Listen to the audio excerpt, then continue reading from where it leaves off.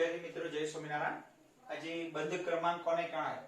એમ તો આપણે આ બંધ ક્રમાંક ગણવાની પ્રેક્ટિસ આપણે ચિતારમાં કરી દીધી, ખબર છે ને? ઓક્સિજનનો નાઇટ્રોજનનો જે આણ્વિક ચિતાર દોરેલો એની આપણે પ્રેક્ટિસ કરી લીધી। તો બંધ ક્રમાંક એટલે બંધકારક આણ્વિક કક્ષક અને બંધ પ્રતિકારક BMO અને ABMO, સ્ટાર વાળી અને સ્ટાર વગરની ગણે છે ને આપણે બંનેના તફાવતને 2 વડે ભાગવાથી આપણે બંધ ક્રમાંક મળે। ઓકે, એનું સૂત્ર કેવું છે કે NB - NA। NB એટલે BMO કહેવાય। BMO એટલે બંધકારક આણ્વિક કક્ષકમાં રહેલા ઇલેક્ટ્રોનની સંખ્યા, એટલે સ્ટાર વગરની જે કક્ષકો હોય એમાં રહેલા ઇલેક્ટ્રોનની સંખ્યા અને સ્ટાર વાળી હોય એમાં રહેલા ઇલેક્ટ્રોનની સંખ્યાના તફાવતને 2 વડે ભાગવાથી બંધ ક્રમાંક મળે। ઓકે, આ બંધ ક્રમાંક NB એટલે બંધ આણ્વિક કક્ષકોની સંખ્યા અને NA એટલે બંધ પ્રતિકારક આણ્વિક કક્ષકોમાં રહેલા ઇલેક્ટ્રોનની સંખ્યા। આ બંધ ક્રમાંક ઉપરથી આપણે કઈ માહિતી મળે તો અણુની સ્થિરતા જાણી શકાય છે।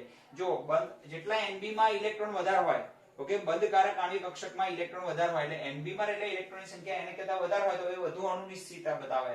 પણ જો NB કરતા NA માં વધારે હોય તો એ અણુની અસ્થિરતા બતાવે છે, એ અણુ સ્થાયી નથી હોતો। ઓકે, જેટલા NB માં વધારે હોય NA કરતા NB માં વધારે હોય તો અણુ સ્થાયી છે, પણ NB કરતા જો NA માં વધારે હોય તો અણુ અસ્થાયી છે। પણ જ્યારે ઉપરથી એવું કહેવાય કે જો બંધ ક્રમાંક ધન મળે તો અણુ સ્થાયી કહેવાય, બંધ ક્રમાંક ઋણ મળે તો અણુ અસ્થાયી કહેવાય અને શૂન્ય મળે તો અણુની રચના શક્ય નથી। કેમ કે બંધ ક્રમાંક શું બતાવે છે? ધારો કે નાઇટ્રોજનમાં 3 બંધ ક્રમાંક મળે તો એના 3 બંધ ક્રમાંક મળે એનો અર્થ શું થાય કે નાઇટ્રોજનના 2 પરમાણુ વચ્ચે કેટલા બંધ હશે? 3 બંધ। પણ 0 મળે એનો અર્થ શું થાય કે એના 2 પરમાણુ વચ્ચે કોઈ બંધ શક્ય જ નથી, તો અણુનું નિર્માણ પણ શક્ય નથી। ઓકે, તો સ્થાયી ક્યારે હોય? જ્યારે ધન મળે ત્યારે 1 2 3 4 મળે ત્યારે, ઋણ હોય તો અસ્થાયી હોય અને શૂન્ય મળે તો શક્ય જ નથી। ઓકે, આપણે કેટલાક આયનોના બંધ ક્રમાંક ગણીએ એટલે તમને ખ્યાલ આવી જશે। ઓકે, ચલો આપણે અહીં પ્રેક્ટિસ કરીએ બંધ ક્રમાંક ગણવાની।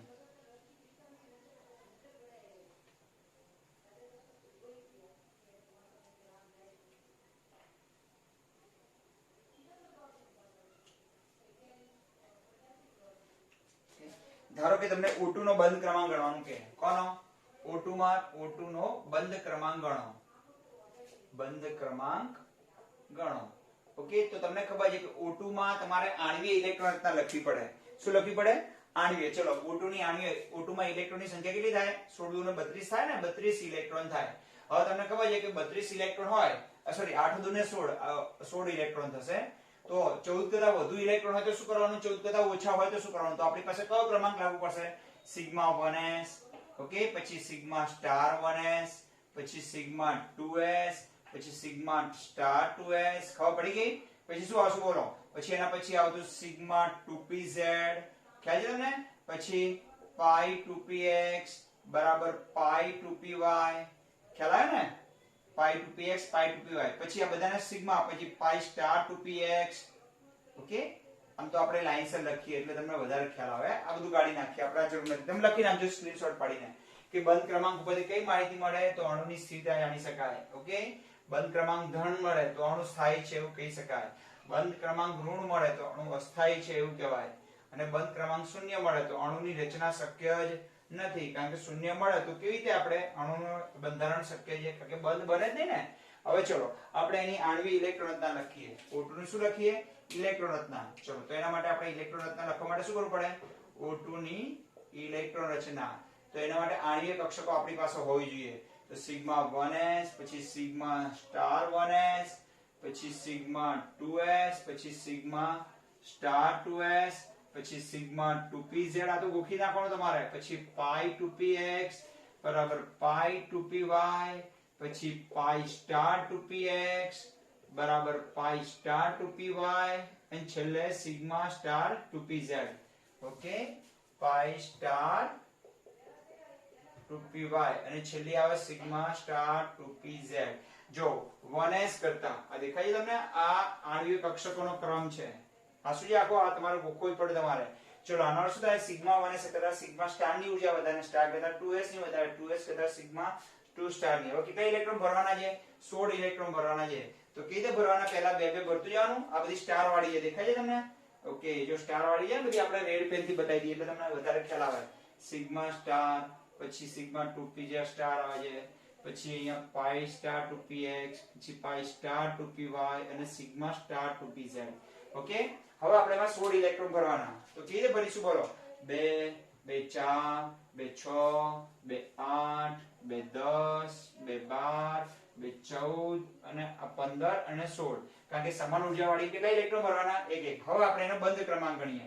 ચલો O2 નો બંધ ક્રમાંક is equal to 1/2 Np bonding માં રહેલા ઇલેક્ટ્રોનની સંખ્યા અને એન્ટી બોન્ડિંગ માં રહેલા ઇલેક્ટ્રોનની સંખ્યા.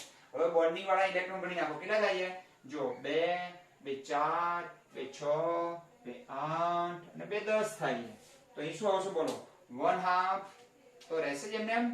અહીં આવશે 10 માઈનસ કેટલા હશે? 6 હશે. કેમ? જો ગણી નાખો તમે. આ 2 પછી આ 2 4 5 અને 6. તો અહીંયા 10 માઈનસ 6 એટલે કેટલા આવશે? 10 માંથી 6 જાય તો 4. તો 4 ભાગ્યા 2 એટલે 2 આવે.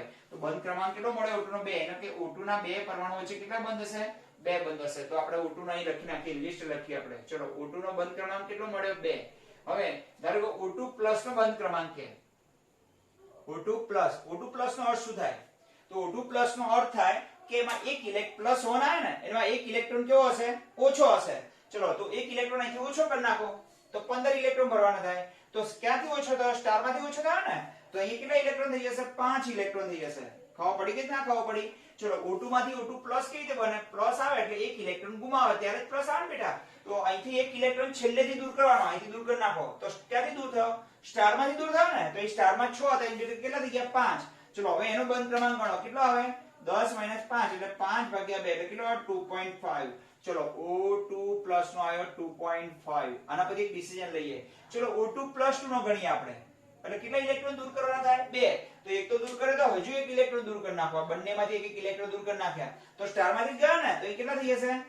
5 6 હતા એના બદલે 5 થયા. હવે કેટલા થઈ ગયા? 4. તો 10 માંથી 4 જાય એટલે કેટલા આવે? 6 ભાગ્યા 2 એટલે કેટલો થયો? 3. તો અહીં ચલો આપણે બધાના લખતા જઈએ. O2 પ્લસ 2 નો કેટલા આવે છે? 3. હવે ચલો O2 નો હતો, આપણે પહેલા O2 નું બનાવી દઈએ. તો O2 માં કેટલા ઇલેક્ટ્રોન હતા બંનેમાં? એક એક. તો O2 નો બની ગયો. ચલો આપણે O2 માંથી O2 માઈનસ બનાવીએ. કયો બનાવીએ? O2 minus. O2 માઈનસ નો શું થાય? એક ઇલેક્ટ્રોન ઉમેરવો પડશે. તો ક્યાં ઉમેરાશે? જો 2 2 2 ભરતા જાઓ.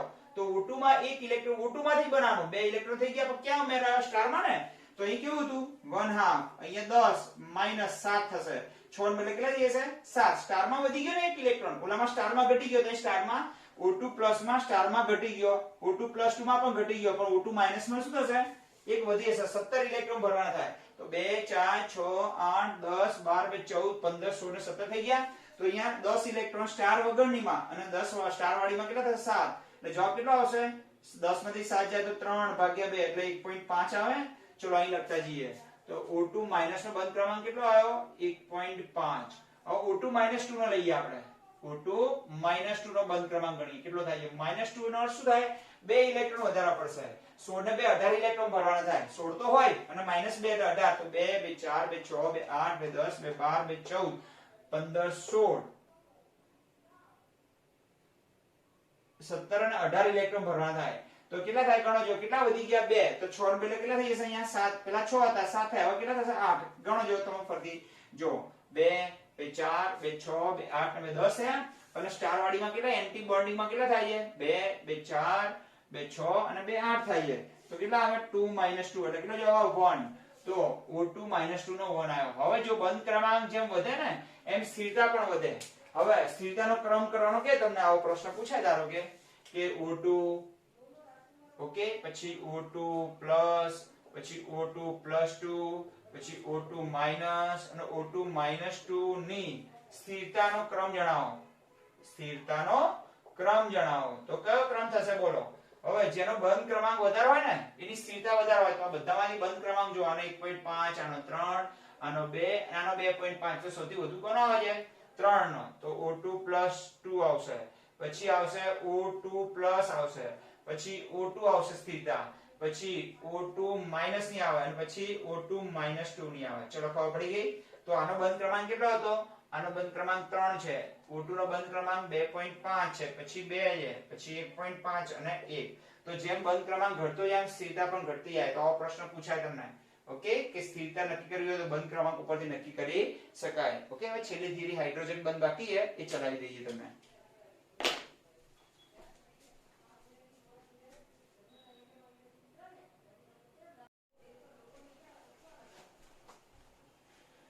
ચલો વિદ્યાર્થી મિત્રો, જય સ્વામિનારાયણ.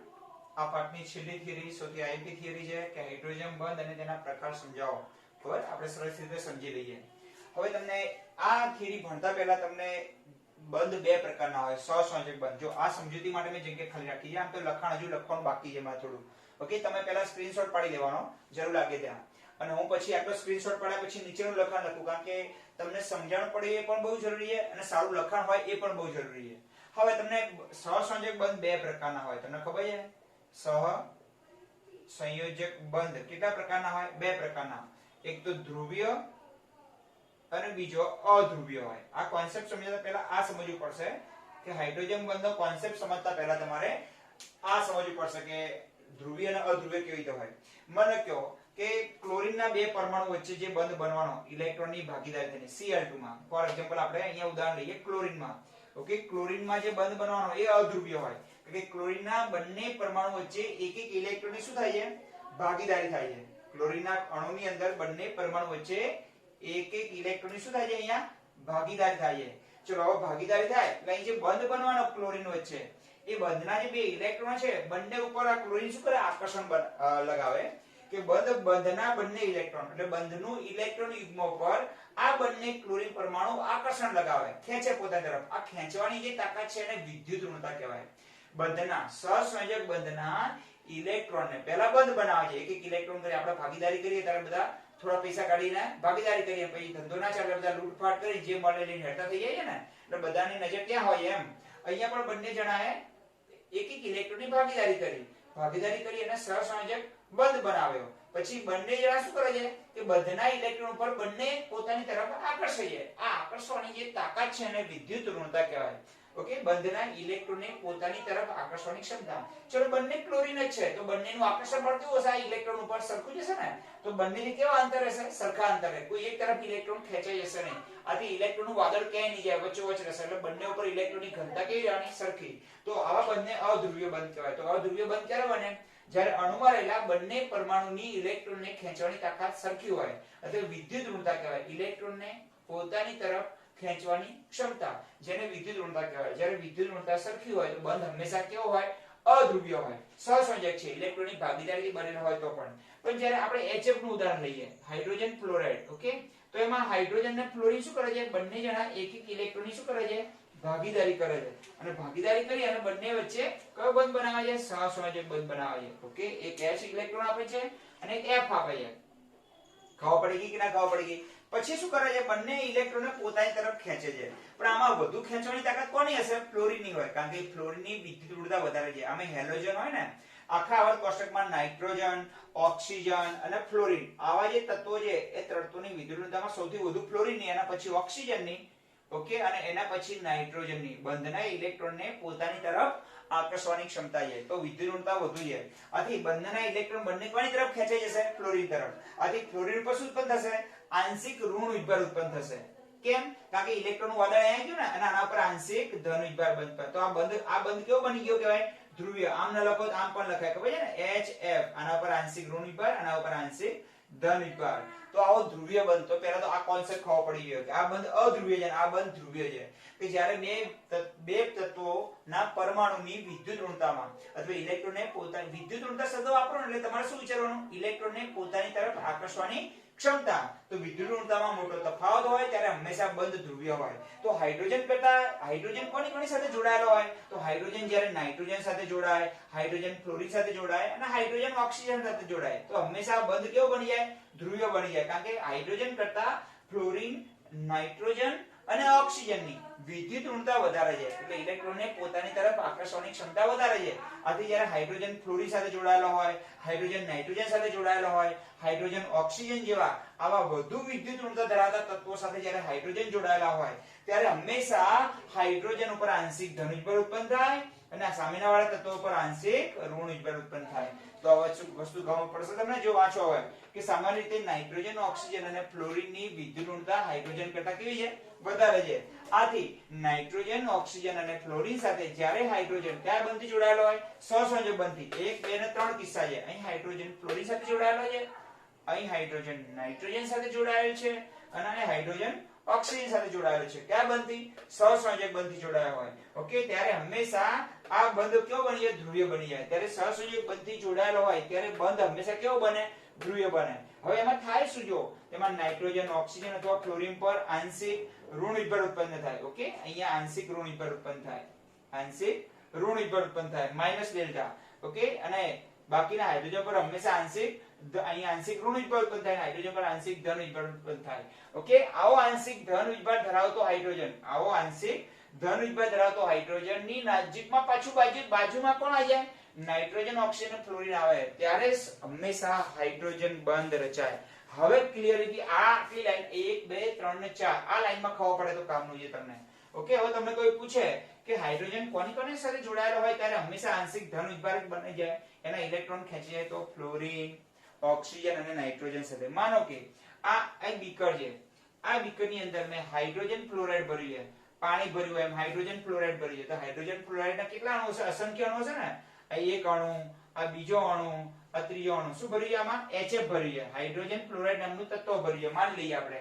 તો એમાં કોનો અણુ છે? અહીંયા અહીં HF નો અણુ હશે ને.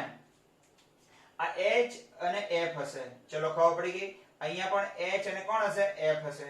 અહીંયા પણ H અને F હશે. આવા તો અસંખ્ય અણુ હોય કે ના હોય? પણ તમને ખબર છે કે આ બંને છે કે આ એક અણુ છે, આ બીજો અણુ, આ ત્રીજો અણુ. આવા તો અસંખ્ય અણુ આ બીકરમાં ભરેલા હોય હાઇડ્રોજન ફ્લોરાઇડના.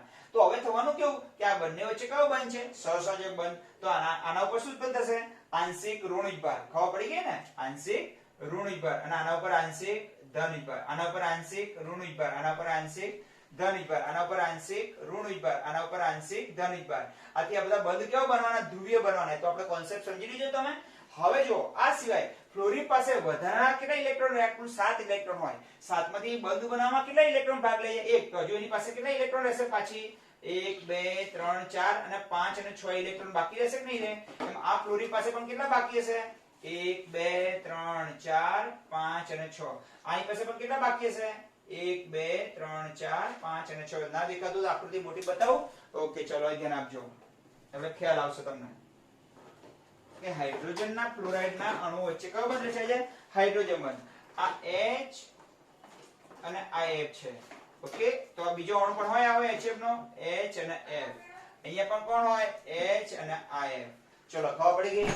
ઓકે, ચલો આ ફ્લોરિન પાસે વધારાના કેટલા 7 ઇલેક્ટ્રોન હોય. એમાંથી કેટલા ભાગ લીધો? ખાલી એક જ ભાગ લે ને. તો કેટલા બાકી રહેજો? 2 2 4 અને 2 6 બાકી રહેશે. આ ફ્લોરિન પાસે પણ 2 2 4 અને 2 6 બાકી રહેશે. આ 2 4 અને 2 6. હવે તમને બધાને ખબર છે કે અહીંયા હાઇડ્રોજન પર શું હશે? આંશિક ધન વિભાર. અને ફ્લોરિન પર આંશિક ઋણ વિભાર. કારણ કે ઇલેક્ટ્રોન બધા કઈ તરફ ખેંચાઈ આવે છે? ફ્લોરિન તરફ. આના પર આંશિક ધન વિભાર, આના પર આંશિક ઋણ વિભાર, આના પર આંશિક ધન વિભાર, આના પર આંશિક ઋણ વિભાર. ચલો આ એક અણુ, આ બીજો અણુ, આ ત્રીજો અણુ. તો આ બીકરમાં આવા કેટલા અણુ ભર્યા હોય? અસંખ્ય અણુ ભર્યા હોય.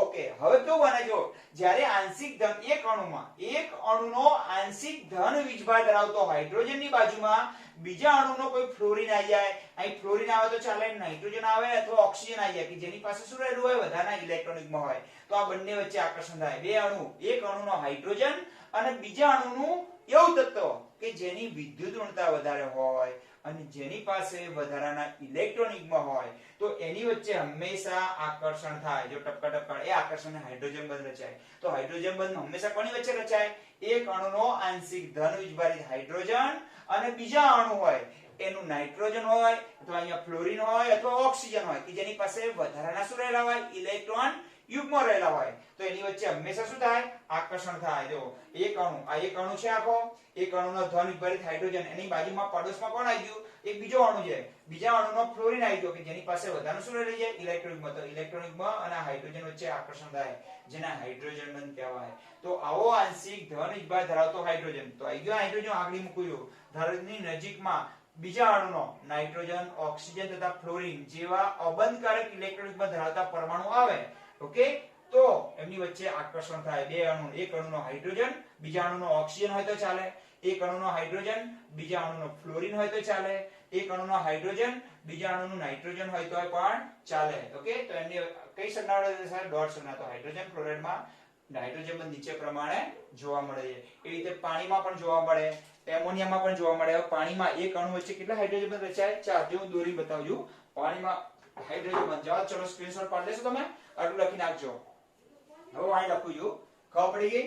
હા, તો એક અણુનો શું બોલો? એક અણુનો આંશિક ધન વીજભારિત હાઇડ્રોજન, એક અણુનો આંશિક ધન વીજભારિત હાઇડ્રોજન, અને બાજુના અણુનું એવું તત્વ, બાજુના અણુનું એવું તત્વ કે જેની વિદ્યુતઋણતા કેવી હોય? વધારે હોય, અને પાછું એની પાસે અબંધકારક ઇલેક્ટ્રોન હોય.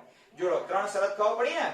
એક અણુનો આંશિક ધન વીજભારિત હાઇડ્રોજન અને બાજુના અણુનો એવું તત્વ હોય કે જેની વિદ્યુતઋણતા વધારે હોય અને જેની પાસે વધારાના ઇલેક્ટ્રોનિકમાં હોય. તો આવા બે વચ્ચે હંમેશા આકર્ષણ થાય અને આ જ આકર્ષણને કહેવાય હાઇડ્રોજન બંધ. તો પાણીમાં હાઇડ્રોજન બંધ કેવી રીતે રચાય છે એ જોઈ લો, બરોબર? પછી એના પ્રકારો સમજાવી દઉં તમને.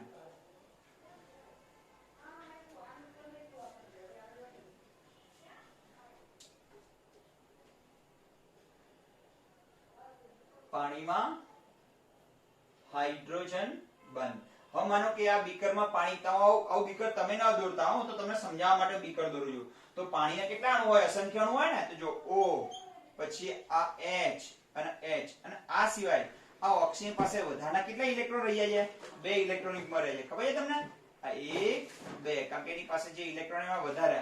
ઓકે, ચલો બીજો અણુ દોરીએ. આની ઉપર, આની બિલકુલ ઉપર દોરીએ અણુ. આ બીજો અણુ. આવા તો અસંખ્ય અણુ હોય ને બન્યા. આ હાઇડ્રોજન અને હાઇડ્રોજન. તો આ ઓક્સિજન પાસે પણ કેટલા ઇલેક્ટ્રોનિકમાં હોય? 1 ઇલેક્ટ્રોનમાં હજુ વધારાનું બાકી રહેશે, કારણ કે ઓક્સિજનની બાહ્યતમ કક્ષામાં કુલ 6 ઇલેક્ટ્રોન છે. 6 માંથી બંને જગ્યાએ એક એક વપરાયા. એક હાઇડ્રોજનનો વપરાય, એક ઓક્સિજનનો વપરાય. તો બાકી કેટલા રહે? 4 હે ને? ચલો, અને ત્રીજો ઓક્સિજન મૂકી દઈએ અહીંયા. અહીંયા પણ હાઇડ્રોજન, અહીંયા પણ હાઇડ્રોજન. તો અહીંયા પણ ઇલેક્ટ્રોનિકમાં મૂકી દઈએ. ચલો, ખબર પડી ગઈ? હવે પાણીનો એક અણુ, પાણીનો બીજો અણુ અને પાણીનો ત્રીજો અણુ. હવે આના પર આંશિક ઋણ વિભાગ ઉત્પન્ન થવાનો, અને આના અબંધકારક, અને આના પર આ બંધ કેવો બની જવાનો? ધ્રુવીય બનવાનો. આના પર આંશિક 2 ડેલ્ટા, આના પર આંશિક ધન વીજભાર, આના પર આંશિક ધન વીજભાર, આના પર -2 ડેલ્ટા. તો જો આંશિક એક અણુનો ધન વીજભારિત હાઇડ્રોજન અને બીજા અણુનો, અહીંયા બ્લુ પેન વડે બતાવું તમને. એટલે બ્લુ પેન બતાવે છે ને, એ જો શું રચાયો? અહીંયા હાઇડ્રોજન બંધ એક રચાયો, અહીંયા બીજો રચાશે, અહીં ત્રીજો રચાશે, અને અહીં ચોથો. તો પાણીનો એક અણુ કેટલા હાઇડ્રોજન બંધ રચે? 4. બોર્ડમાં પૂછાયેલો પ્રશ્ન છે આ. ઓકે, જ્યારે બોર્ડ પહેલા હતું ને ત્યારે તો હાઇડ્રોજન ક્લોરાઇડમાં અને હાઇડ્રોજનમાં તો વ્યાખ્યા આપવાની, પછી ક્યારે હાઇડ્રોજન આંશિક ધન વીજભારિત બને એ સમજાવવાનું, હાઇડ્રોજન બંધ ક્યારે બને એ સમજાવવાનું, કઈ સંજ્ઞા વડે દર્શાવાય, અને પાણીમાં અને હાઇડ્રોજન ક્લોરાઇડમાં હાઇડ્રોજન બંધ કેવી રીતે રચાય એનું બતાવવાનું. હવે આના પ્રકારો જોઈ લઈએ આપણે, બરોબર? ઓકે,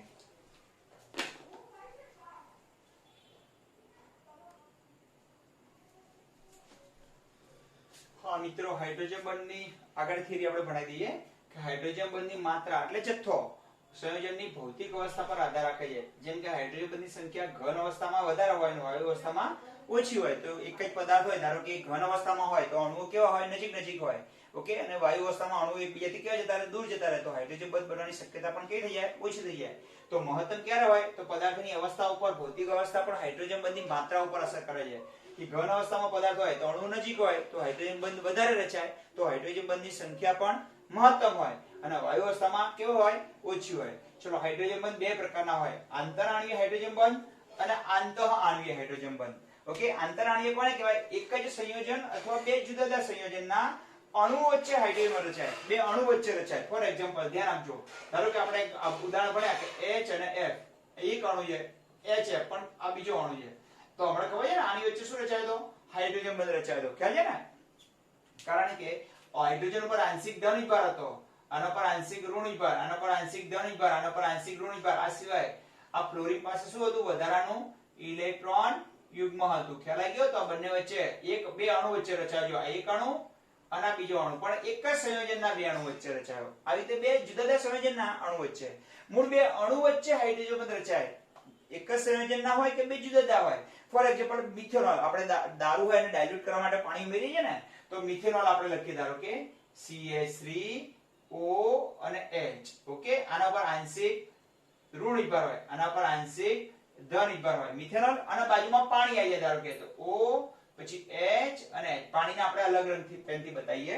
ઓકે, એટલે તમને ખ્યાલ આવી જશે. જો પાણી એટલે O, પછી અહીંયા H અને IH. ઓકે, આ ઓક્સિજન પાસે વધારાનું શું રહેલું છે? ઇલેક્ટ્રોન યુગ્મ. આના પર આંશિક ઋણ વીજભાર અને આના પર આંશિક ધન વીજભાર. તો એક પાણીનો અણુ છે અને એક મિથેનોલનો અણુ છે, CH3OH. તો આની બે વચ્ચે શું રચાવાનો હાઇડ્રોજન નો ઓક્સિજન વચ્ચે એક અણુનો આંશિક ધન વિભાજિત હાઇડ્રોજન અને બીજા અણુમાં બાજુમાં કોણ આવી ગયું ઓક્સિજન આવે નાઇટ્રોજન આવે ફ્લોરિન આવે તો હાઇડ્રોજન ને ફ્લોરિન વચ્ચે હાઇડ્રોજન અને ઓક્સિજન વચ્ચે કયો બંધ રચાયો હાઇડ્રોજન બંધ તો જો બે અણુ વચ્ચે રચાયો અહીંયા પણ બે અણુ વચ્ચે પણ એક જ સંયોજનના બે અણુ અથવા બે જુદા જુદા સંયોજન આ પાણી અને મિથેનોલ છે એના અણુ વચ્ચે તો એક જ સંયોજન હોય અથવા બે જુદા જુદા સંયોજનના અણુ વચ્ચે રચાતા હાઇડ્રોજન બંધને આંતરાણ્વીય હાઇડ્રોજન બંધ કહેવાય બે અણુ વચ્ચે રચાય અને આમાં કેવું હોય એક જ અણુના બે પરમાણુ વચ્ચે રચાય ફોર એક્ઝામ્પલ આનું ઉદાહરણ આપણે લઈએ ઓર્થોફિનોલ ઓકે આને ઓર્થોફિનોલ કહેવાય જો આ દોરું છે ને અહીંયા આને બેન્ઝીન કહેવાય આને શું કહેવાય બેન્ઝીન કહેવાય દોરતા નથી પડતું ઊંધું પડે છે મને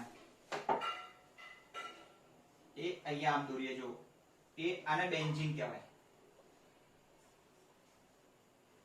આને શું કહેવાય બેન્ઝીન કહેવાય ઓકે અહીંયા NO2 હોય બે નજીકમાં એક અહીંયા NO2 હોય અને આને OH હોય તો આને ઓર્થો નાઇટ્રોફિનોલ કહેવાય ખાલી OH હોય તો એને ફિનોલ કહેવાય બેન્ઝીન સાથે કોણ જોડી જાય O અને H જોડી જાય આ O અને આ H જોડાય તો એને ફિનોલ કહેવાય અને બાજુમાં NO2 આવે તો એને ઓર્થો સ્થાન કહેવાય આ બાજુના બે સ્થાન હોય ને એને શું કહેવાય ઓર્થો ઓર્થો નામ પણ NO2 એને NO2 ને નાઇટ્રો સમૂહ કહેવાય તો આને કહેવાય ઓર્થો નાઇટ્રોફિનોલ હવે એમાં થવાનું શું જો અંદર આ અણુ છે આખો આ એક જ અણુ છે એક જ સંયોજન છે એના અંદર જ રચાઈ ગયો હાઇડ્રોજન એક અણુના બે પરમાણુ વચ્ચે કેવી રીતે રચાયો જો એ આ આપણે દોરીએ તો આ રીતે પણ દોરી શકાય ને આને એ આ બેન્ઝીન થઈ ગયું ઓકે આને N પછી ડબલ બોન્ડ O અને સિંગલ બોન્ડ O આ રીતે લખાય અને આને O અને H આમ લખાય આની પાસે શું રહેલું છે પાછું વધારાનું ઇલેક્ટ્રોન યુગ્મ તો અહીં H અને O વચ્ચે ખબર પડી ગઈ ને જો H ની બાજુમાં O આવે H ની બાજુમાં F આવે અથવા H ની બાજુમાં N આવે તો હંમેશા બંને વચ્ચે શું થાય આકર્ષણ થાય તો જો અહીંયા એક જ અણુના બે પરમાણુ વચ્ચે થયું આ ઓક્સિજન પાસે શું રહેલું છે વધારાનું ઇલેક્ટ્રોન યુગ્મ તો OH નો H અને NO2 નો O બંને વચ્ચે શું થઈ ગયું આકર્ષણ તો અહીંયા પર શું રચાયો હાઇડ્રોજન બંધ રચાઈ ગયો O અને H વચ્ચે અહીંયા પણ O અને H વચ્ચે અહીંયા H અને F વચ્ચે તો H અને N વચ્ચે પણ રચાય ઓકે H અને N વચ્ચે એમોનિયામાં રચાય એ રીતે તો એક જ અણુના બે પરમાણુ વચ્ચે હાઇડ્રોજન બંધ રચાય તો અંદર રચાઈ જાય તો આંતરાણ્વીય અને બે અણુ વચ્ચે રચાય ચાહે એક સંયોજનના હોય કે બે જુદા જુદા સંયોજનના હોય તેને આંતરાણ્વીય કહેવાય ઓકે તો આ હાઇડ્રોજન બંધ બહુ અગત્યનો છે એના ઉદાહરણો MCQ માં પૂછાતા હોય છે ઓકે તો તમારે લખી નાખવાનું કાલથી નવું ચેપ્ટર ચાલુ થશે આપણું ઓકે પાંચમું ચેપ્ટર ચાલુ થઈ જશે ઓકે બધા મિત્રોને જય સ્વામિનારાયણ જરૂર પ્રમાણે બધું લખતા રહેજો